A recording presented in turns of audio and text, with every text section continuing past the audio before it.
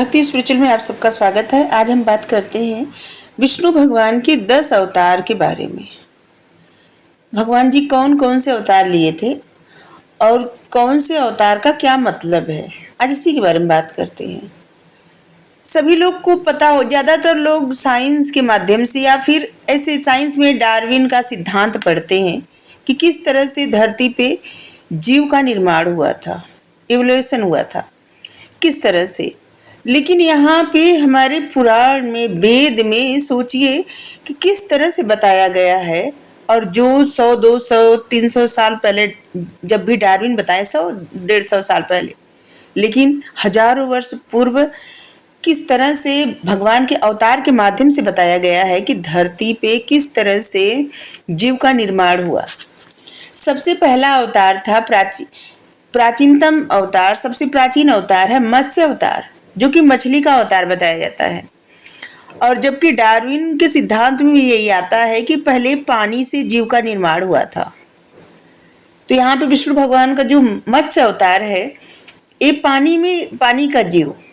इस कथा में ऐसे बताया गया है कि विष्णु भगवान मत्स्य का रूप धर के मनु और वेदों के रक्षा के लिए जो है मत्स्य अवतार का रूप धरे थे, क्योंकि जल प्लावन से मनु को और वेदों को बचाना था। और इसीलिए मनु से कहे थे कि जितनी धरती पे जैसे अन्न है और जितने भी बीज हैं, सब लेके थोड़ा थोड़ा एकत्र करके और जो है भगवान के ऊपर बैठ जाए। ठीक है, जो मत्स्य अवतार भगवान का हुआ था उस समय। इसके बाद भगवान का दूसरा अवतार है कूर्म, यानी कि कच्छप अवतार। और जबकि कहा जाता है, अभी साइंस में जो सब लोग प्रयोग करते हैं, इसके बाद सिद्ध किया गया कि आधा जल में रहने वाला और आधा थल में रहने वाला ऐसा जीव, ये जो कि कच्छप अवतार के माध्यम से दर्शाया गया है। अवतार के बारे में कहा जाता है कि समुद्र मंथन के समय विष्णु भगवान ने कूर्म रूप धर के कछुए का रूप धर के समुद्र में प्रवेश किए थे। और जिनके पीठ पर मद्राचल पर्वत को रखा गया था और जिससे समुद्र मंथन किया गया था, और जिसमें वासुकी नाग रस्सी बने हुए थे, और एक तरफ देवता और एक तरफ दानव मिलके समुद्र मंथन किए थे। समुद्र मंथन के बारे में तो आप सभी लगभग जानते होंगे। भगवान का तीसरा अवतार है वाराह अवतार, जो कि एक ऐसा जीव जो पानी में और जल, थल और कीचड़ में रह सकता है। एक ऐसा अवतार जो कि वाराह अवतार है भगवान का। और साइंस भी ये प्रूफ करती है, कहता है कि पृथ्वी देवी का उद्धार करने के लिए भगवान वाराह अवतार लिए थे। और ये अवतार के बारे में बहुत सारे अभिलेख ऐसे हैं जहाँ से मिलता है। जैसे दामोदरपुर अभिलेख में वराह के 2 रूपों का वर्णन किया गया है, एक कोकामुख स्वामी और एक श्वेत वराह स्वामी। कुषाण काल में थोड़ा सा खिसखिस हो गया। हाँ, कुषाण काल में वराह अवतार की प्रतिमा का निर्माण हुआ था, और कुषाण काल में ही वराह की मूर्ति मथुरा से मिली है, जो कि कुषाण कालीन है। और ये विष्णु भगवान की सबसे प्राचीनतम मूर्ति में एक मूर्ति मिली है वाराह अवतार का, जो कि मथुरा से मिली है। दक्षिण के चालुक्य वंश के राजा लोग जो है विष्णु भगवान के वाराह अवतार की आराधना करते थे या आराधना करना आरंभ किए थे। 10वीं से 11वीं शताब्दी के बीच में वाराह प्रतिमा ललितपुर से प्राप्त हुई है। 10वीं से 11वीं शताब्दी के बीच उसका निर्माण किया गया था, अभी प्राप्त हुई है ललितपुर से। और भगवान का चौथा अवतार है नरसिंह अवतार, जो कि आधा जीव, आधा मनुष्य आधा जानवर। ठीक है, और ऐसे विज्ञान भी प्रूव करता है कि मनुष्य जो पहले आधा जानवर आधा मनुष्य हुआ था। माध्यम से ये भी बताया गया है कि तब आधा जीव जानवर आधा मनुष्य के रूप में थे। तब इतने जैसे शिकार करके खाना ऐसे होता है ना, साइंस भी यही प्रूव करता है, हमारे वेदों में भी यही है, वेद पुराण में, कि भगवान के अवतार के माध्यम से किस तरह से बताया गया है कि जीव का निर्माण किस तरह से हुआ।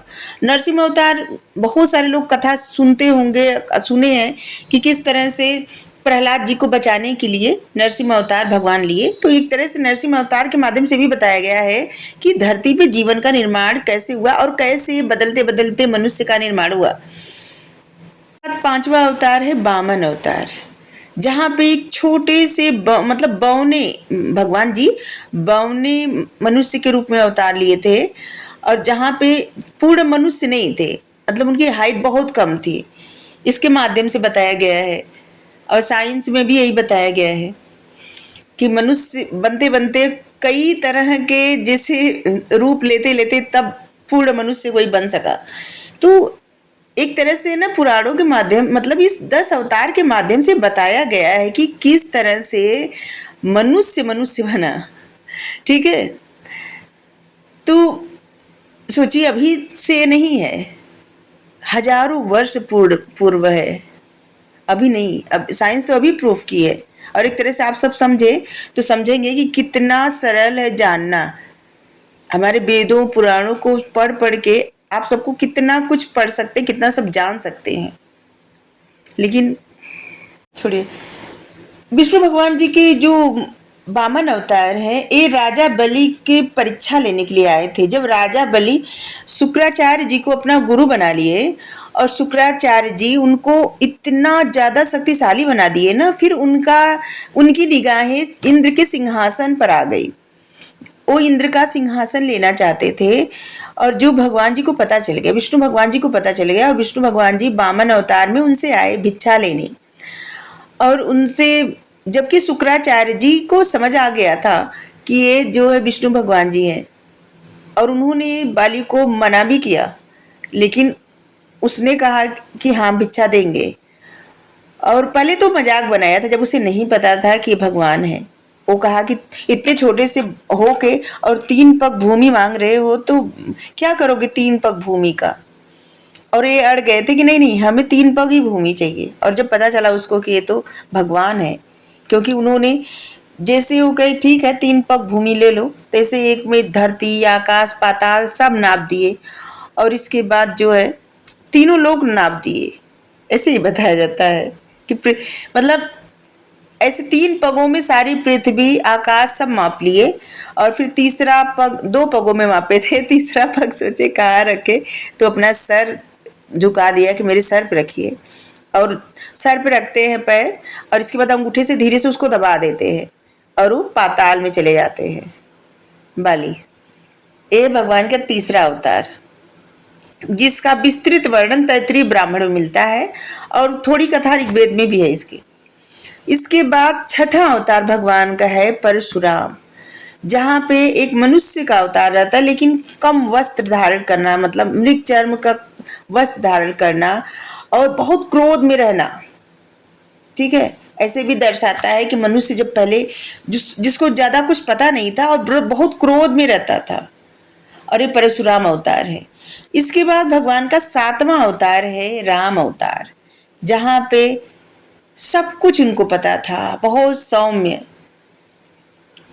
एकदम, मतलब सब लोग भगवान राम को जानते हैं। फिर 8वां अवतार कृष्ण भगवान जी का अवतार है, और आप लोग कृष्ण भगवान जी को भी जानते हैं, तो फिर इनके बारे में क्या बताएं। फिर बताया जाता है, मत्स्य पुराण में बताया गया है कि भगवान का 9वां अवतार बुद्ध अवतार है। ये मत्स्य पुराण में बताया गया है, और कहीं कहीं पे बुद्ध अवतार की जगह कृष्ण भगवान जी को रखा गया है, मतलब कृष्ण अवतार को कहीं कहीं। और गीत गोविंद में लिखा गया है कि विष्णु भगवान जी बुद्ध अवतार इसलिए लिए थे क्योंकि वो पशुओं पर दया की भावना के लिए बुद्ध अवतार लिए थे, जिसके माध्यम से समझाए कि पशुओं पे किस तरह से दया करना चाहिए। दशावतार चरित्र में बुद्ध को विष्णु भगवान का अन्यतम अवतार कहा गया है, लेकिन मत्स्य पुराण में नवा अवतार कहा गया है। और बुद्ध का अवतार ही वर्तमान अवतार है। इसके बाद है 10वां अवतार कल्कि अवतार, जो कि अभी अवतार लेंगे भगवान। ऐसी मान्यता है कि वे सफेद घोड़े पर हाथ में खड्ग लिए हुए आएंगे पृथ्वी पर, और उनका जन्म स्थल होगा संभल, और वो जो भी उनका कर्म क्षेत्र जो रहेगा वो है गंगा यमुना के बीच जो देश है, मतलब अपने देश में गंगा यमुना के बीच का जो भूमि है वहां पे।